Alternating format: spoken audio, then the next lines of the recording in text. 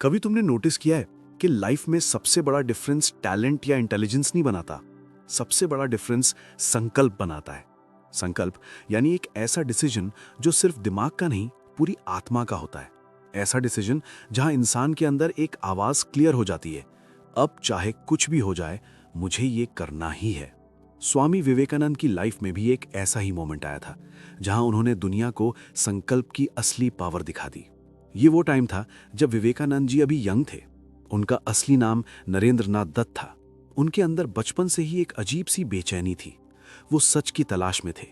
उन्हें सिर्फ किताबों का ज्ञान नहीं चाहिए था, उन्हें डायरेक्ट एक्सपीरियंस चाहिए था। उनका एक ही सवाल था, क्या तुमने भगवान को देखा है? और वो ये सवाल हर स्पिरिचुअल टीचर से पूछते थे। लेकिन ज्यादातर लोग थ्योरी बताते थे, फिलॉसफी बताते थे, कोई क्लियर जवाब नहीं देता था। फिर उनकी मुलाकात हुई रामकृष्ण परमहंस से। जब नरेंद्र ने वही सवाल उनसे पूछा, क्या आपने भगवान को देखा है? रामकृष्ण परमहंस ने सीधा जवाब दिया, हाँ मैंने देखा है, बिल्कुल वैसे ही जैसे मैं तुम्हें देख रहा हूं, और तुम चाहो तो तुम भी देख सकते हो। ये जवाब नरेंद्र के दिल को छू गया। उन्हें लगा कि ये आदमी सिर्फ बातें नहीं कर रहा, ये सच में एक्सपीरियंस की बात कर रहा है। लेकिन स्पिरिचुअल जर्नी आसान नहीं थी। लाइफ में एक टाइम ऐसा भी आया जब नरेंद्र की फैमिली फाइनेंशियल क्राइसिस से गुजर रही थी। उनके फादर की डेथ के बाद घर की जिम्मेदारी उनके कंधों पर आ गई। पैसा नहीं था, फ्यूचर अनसर्टन था, और सोसाइटी का प्रेशर अलग। ये वो मोमेंट था जब ज्यादातर लोग कॉम्प्रोमाइज कर लेते। लोग कहते, अब प्रैक्टिकल बन जाओ, जॉब करो, फैमिली संभालो। लेकिन नरेंद्र के अंदर एक अलग ही आग जल रही थी। उनका संकल्प सिर्फ करियर बनाना नहीं था, उनका संकल्प था ट्रुथ को समझना और ह्यूमैनिटी की सेवा करना। यहीं से उनके संकल्प की असली परीक्षा शुरू हुई। एक कहानी बहुत फेमस है जो विवेकानंद जी के दृढ़ निश्चय को दिखाती है। कहा जाता है कि एक समय उन्होंने एक ऐसा संकल्प लिया जो आम इंसान के लिए ऑलमोस्ट इम्पॉसिबल लगता है। 21 दिन तक बिना पानी के रहने का संकल्प। अब यहां पॉइंट सिर्फ फिजिकल एंड्योरेंस नहीं है, पॉइंट है माइंड की पावर। स्वामी विवेकानंद कहते थे कि इंसान का माइंड अगर कंट्रोल में आ जाए तो बॉडी उसको फॉलो करती है। हम अक्सर सोचते हैं कि हम बॉडी के गुलाम हैं, भूख लगी तो खाना, थक गए तो रुकना। लेकिन योग और तपस्या का पूरा साइंस ये कहता है कि अगर माइंड डिसिप्लिन्ड हो जाए तो इंसान अपनी लिमिट्स को एक्सपैंड कर सकता है। ये संकल्प उन्होंने अपनी विल पावर को टेस्ट करने के लिए लिया था। सोचो, आज के टाइम में अगर किसी से कहा जाए कि एक दिन भी बिना फोन के रह जाओ तो मुश्किल लगता है। लेकिन विवेकानंद जी अपनी बॉडी और माइंड पर इतना कंट्रोल डेवलप करना चाहते थे कि कोई भी सिचुएशन उन्हें डिस्टर्ब ना कर सके। ये तपस्या सिर्फ फिजिकल चैलेंज नहीं थी, ये एक सिंबॉलिक एक्ट था, एक मैसेज कि इंसान की असली स्ट्रेंथ उसके संकल्प में होती है, कंफर्ट में नहीं। आज हमारी लाइफ में प्रॉब्लम यह है कि हम संकल्प जल्दी ले लेते हैं लेकिन उस पर टिक नहीं पाते। न्यू ईयर आता है तो लोग रेजोल्यूशन लेते हैं, जिम ज्वाइन करेंगे, डिसिप्लिन लाएंगे, सोशल मीडिया कम यूज करेंगे। लेकिन कुछ दिन बाद सब नॉर्मल हो जाता है। क्यों? क्योंकि वो संकल्प सिर्फ एक्साइटमेंट से लिया गया होता है, इना कन्विक्शन से नहीं। विवेकानंद जी कहते थे, वीकनेस इज द ओनली सिन। ये वीकनेस सिर्फ फिजिकल वीकनेस नहीं है, ये मेंटल वीकनेस है। जब इंसान अपने ही डिसीजन पर टिक नहीं पाता, जब वो अपनी ही कमिटमेंट को तोड़ देता है, तब धीरे धीरे उसका सेल्फ कॉन्फिडेंस गिरने लगता है। लेकिन जब कोई इंसान अपना एक छोटा सा संकल्प भी पूरा करता है तो उसके अंदर एक नई एनर्जी पैदा होती है। उसे लगता है कि अगर मैंने ये कर लिया तो मैं और भी कर सकता हूं। यही संकल्प का कंपाउंडिंग इफेक्ट है। स्वामी विवेकानंद की लाइफ में भी संकल्प ने ही उन्हें दुनिया के सामने खड़ा किया। जब वो चिकागो के पार्लियामेंट ऑफ रिलीजन्स में गए थे तब कोई उन्हें नहीं जानता था। उनके पास पैसा नहीं था, सपोर्ट सिस्टम नहीं था और ना ही कोई पावरफुल बैकिंग। लेकिन उनके पास एक चीज थी, अटूट संकल्प। और जब उन्होंने अपनी स्पीच शुरू की, sisters and brothers of America, तो पूरा हॉल 2 मिनट तक स्टैंडिंग ओवेशन देता रहा। एक अननोन मंक सडनली दुनिया का इंस्पिरेशन बन गया। ये मिरेकल नहीं था, ये संकल्प का रिजल्ट था। और शायद इसीलिए विवेकानंद बार बार यूथ को एक ही मैसेज देते थे, arise, awake and stop not till the goal is reached. इसका मतलब सिर्फ मोटिवेशनल स्लोगन नहीं है, इसका मतलब है जब तक तुम्हारा गोल पूरा ना हो तब तक रुको मत। चाहे कितनी भी कठिनाइयां आए, चाहे दुनिया तुम्हें अंडर एस्टिमेट करे, तुम अपने संकल्प पर टिके रहो। क्योंकि दुनिया में सबसे पावरफुल फोर्स कोई टेक्नोलॉजी नहीं, कोई पैसा नहीं, सबसे पावरफुल फोर्स है एक फोकस्ड ह्यूमन विल। और जब एक इंसान का संकल्प क्लियर हो जाता है तो उसकी लाइफ की डायरेक्शन भी क्लियर हो जाती है। लेकिन यहाँ एक और इम्पॉर्टेंट सवाल आता है, आखिर विवेकानंद जी का संकल्प इतना पावरफुल बना कैसे? उन्होंने अपने माइंड को इतना स्ट्रांग कैसे बनाया? इसी का जवाब हम समझेंगे जहां हम विवेकानंद जी की लाइफ की एक और अनटोल्ड स्टोरी सुनोगे, जो दिखाती है कि डिसिप्लिन और इनर कंट्रोल कैसे एक्स्ट्राऑर्डिनरी पावर बन जाता है। स्वामी विवेकानंद कहते थे कि इंसान का सबसे बड़ा दोस्त भी उसका माइंड है और सबसे बड़ा दुश्मन भी वही है। अगर माइंड डिसिप्लिन्ड हो जाए तो लाइफ की कोई भी प्रॉब्लम इंसान को हरा नहीं सकती, लेकिन अगर माइंड कंट्रोल में ना हो तो छोटी सी डिफिकल्टी भी इंसान को तोड़ देती है। नरेंद्र नाथ यानी यंग स्वामी विवेकानंद बचपन से ही बहुत इंटेलिजेंट थे। उनकी मेमोरी एक्स्ट्राऑर्डिनरी थी। कहते हैं कि अगर वो एक बार कोई किताब पढ़ लेते तो उसका ज्यादा हिस्सा उन्हें याद रह जाता था। लेकिन उनकी इंटेलिजेंस का रियल सीक्रेट सिर्फ टैलेंट नहीं था, उनका फोकस और डिसिप्लिन था। उन्होंने अपने माइंड को ट्रेन करना सीख लिया था। उनकी एक फेमस हैबिट थी डीप कॉन्सेंट्रेशन। जब भी वो कोई काम करते तो पूरी अवेयरनेस के साथ करते। अगर पढ़ाई कर रहे हैं तो बस पढ़ाई, अगर मेडिटेशन कर रहे हैं तो बस मेडिटेशन। आज के टाइम में ये बात सिंपल लग सकती है, लेकिन अगर ऑनेस्टली देखा जाए तो मॉडर्न लाइफ में कॉन्सेंट्रेशन सबसे रेयर स्किल बन चुकी है। हम एक काम करते वक्त भी 10 चीजों के बारे में सोचते रहते हैं। फोन का notification, social media, messages, comparisons, mind constantly distracted रहता है। लेकिन स्वामी विवेकानंद का कहना था कि सक्सेस का सीक्रेट है एक टाइम पर एक चीज पर पूरी एनर्जी लगाना। वो कहते थे, अगर तुम एक किताब पढ़ रहे हो तो उस वक्त तुम्हारा माइंड उस किताब के अलावा कहीं और नहीं जाना चाहिए। अगर तुम काम कर रहे हो तो पूरी अवेयरनेस उस काम पर होनी चाहिए। इस लेवल का फोकस ऑर्डिनरी नहीं होता, ये प्रैक्टिस से डेवलप होता है। स्वामी विवेकानंद ने मेडिटेशन और योग के थ्रू अपने माइंड को ट्रेन किया था। मेडिटेशन का मतलब सिर्फ आंखें बंद करके बैठना नहीं है। मेडिटेशन का रियल पर्पस है माइंड को ऑब्जर्व करना और धीरे धीरे उस पर कंट्रोल डेवलप करना। जब इंसान मेडिटेशन करता है तो उससे एक चीज क्लियर होने लगती है। माइंड कॉन्स्टेंटली थॉट्स प्रोड्यूस करता रहता है, कभी पास्ट की बातें, कभी फ्यूचर की वरीज, लेकिन जब हम इन थॉट्स को ऑब्जर्व करना सीख जाते हैं तो उनका कंट्रोल धीरे धीरे कम होने लगता है। स्वामी विवेकानंद का मानना था कि जो इंसान अपने माइंड को कंट्रोल कर लेता है वो दुनिया को भी इन्फ्लुएंस कर सकता है। इसलिए उन्होंने यूथ को बार बार डिसिप्लिन का मैसेज दिया। उनका एक पावरफुल स्टेटमेंट है, take up one idea, make that one idea your life. इसका मतलब क्या है? इसका मतलब है कि एक आइडिया, एक पर्पस चूज करो और फिर अपनी पूरी एनर्जी उस पर कॉन्सेंट्रेट करो। तुम्हारा माइंड, तुम्हारी बॉडी, तुम्हारे इमोशंस सब उस डायरेक्शन में अलाइंड होने चाहिए। आज ज्यादातर लोग फेल इसलिए होते हैं क्योंकि उनका फोकस स्कैटर्ड होता है। कभी एक गोल, कभी दूसरा गोल, कभी एक प्लान, कभी दूसरा प्लान। रिजल्ट, एनर्जी डिवाइड हो जाती है। लेकिन जब एनर्जी एक डायरेक्शन में फ्लो करती है तो रिजल्ट्स एक्स्ट्रा ऑर्डिनरी बनने लगते हैं।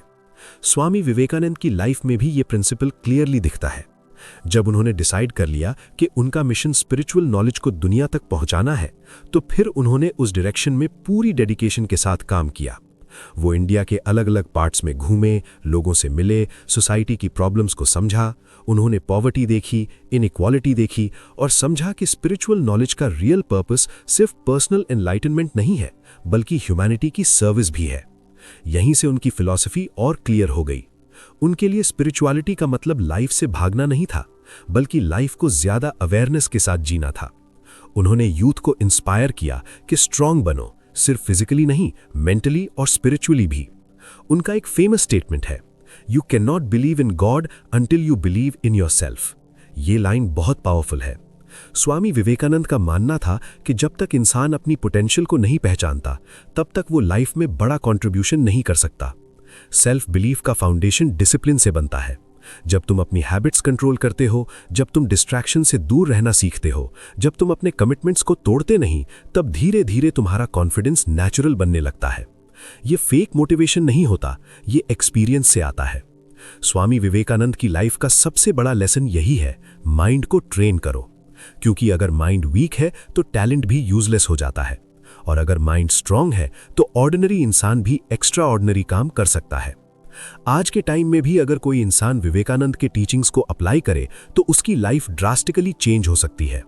फोन का यूज कंट्रोल करना, डेली डिसिप्लिन डेवलप करना, मेडिटेशन से माइंड को शांत बनाना, ये सब सिंपल प्रैक्टिसेस लगते हैं, लेकिन इनका लॉन्ग टर्म इम्पैक्ट बहुत पावरफुल होता है। स्लोली इंसान का माइंड स्टेबल होने लगता है, और जब माइंड स्टेबल हो जाता है तो क्लैरिटी भी बढ़ जाती है। फिर इंसान को समझ आने लगता है कि लाइफ में क्या इंपॉर्टेंट है और क्या नहीं।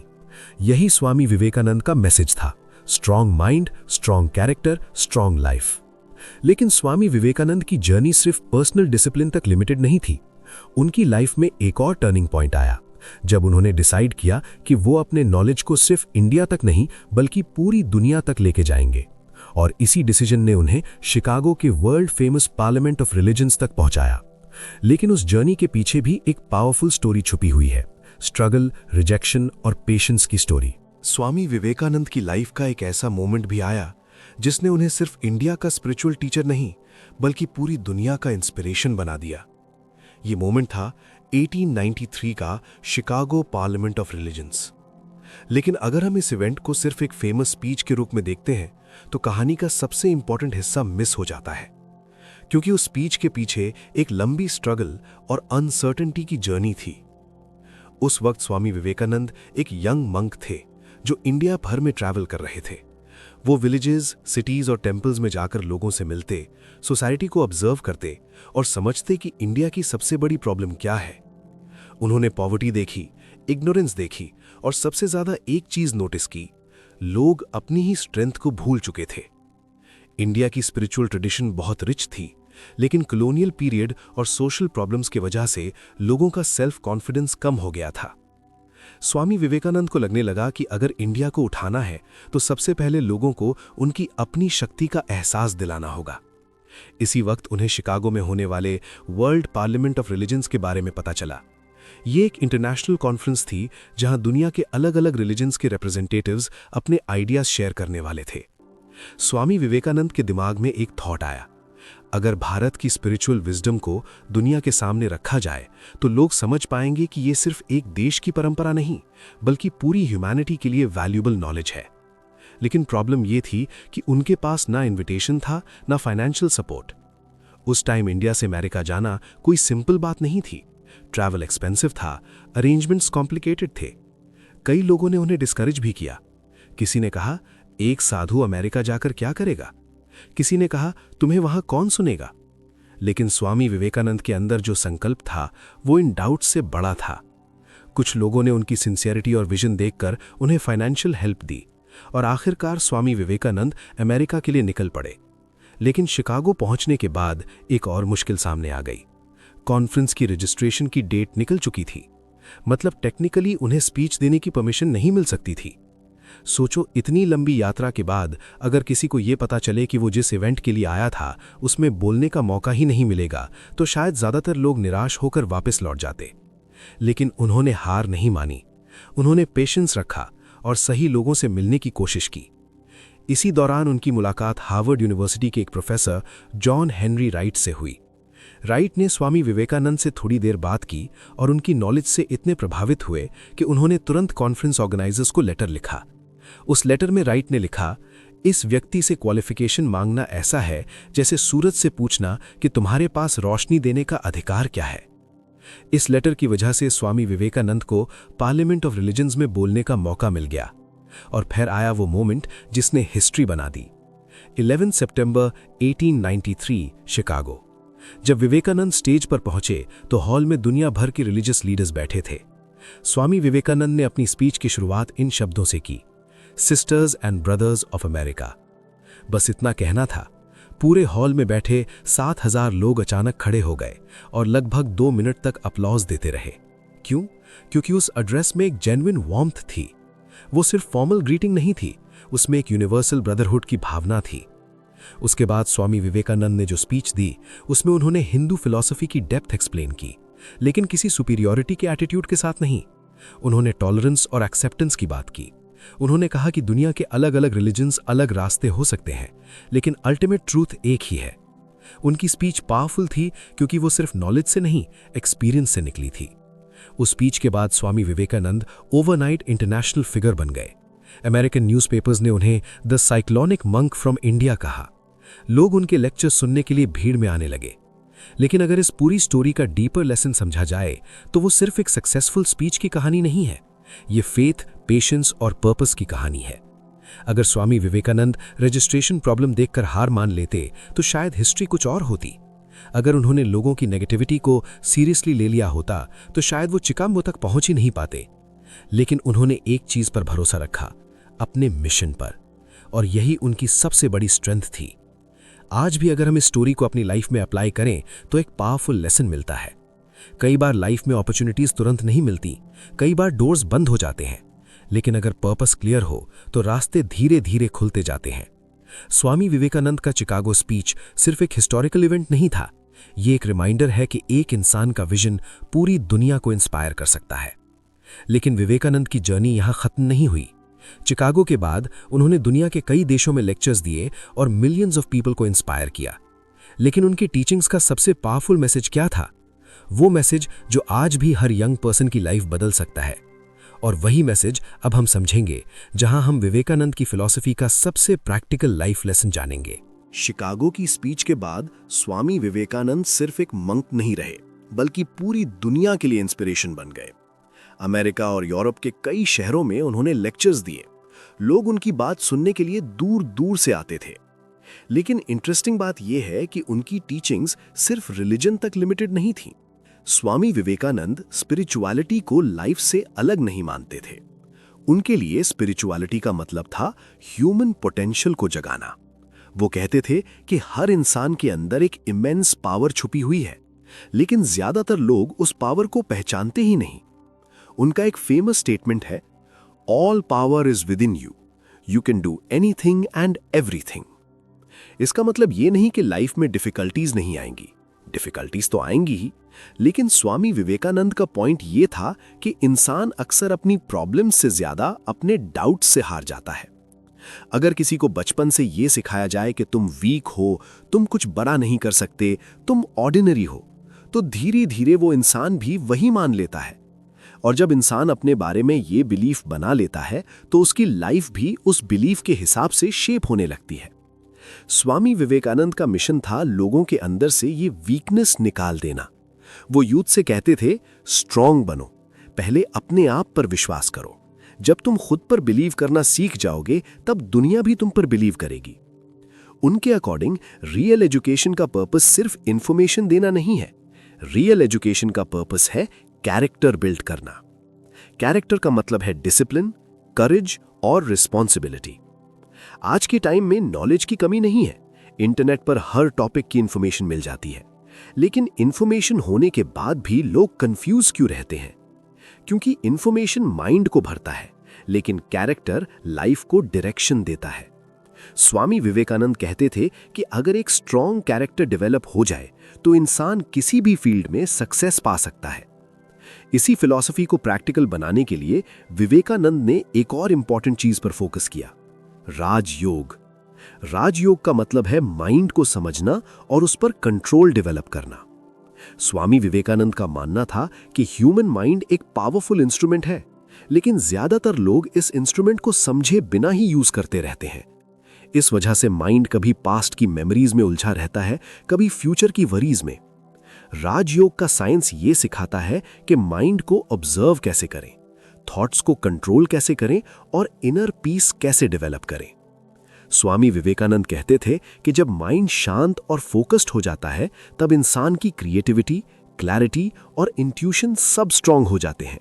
और जब ये तीन चीजें स्ट्रांग हो जाती हैं तब लाइफ की डायरेक्शन भी क्लियर हो जाती है। इसीलिए स्वामी विवेकानंद ने राजयोग को सिर्फ स्पिरिचुअल प्रैक्टिस नहीं बल्कि सेल्फ मास्टरी का साइंस कहा। उनका बिलीफ था कि अगर कोई इंसान राजयोग के प्रिंसिपल्स को सिंसियरली प्रैक्टिस करे तो वो अपने माइंड और इमोशंस पर कंट्रोल डेवलप कर सकता है।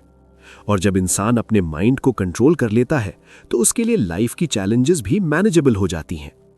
स्वामी विवेकानंद के टीचिंग्स का सबसे पावरफुल एस्पेक्ट यही है, उन्होंने स्पिरिचुअलिटी को प्रैक्टिकल बना दिया। उन्होंने लोगों को सिर्फ फिलॉसफी नहीं दी बल्कि एक मेथड दिया।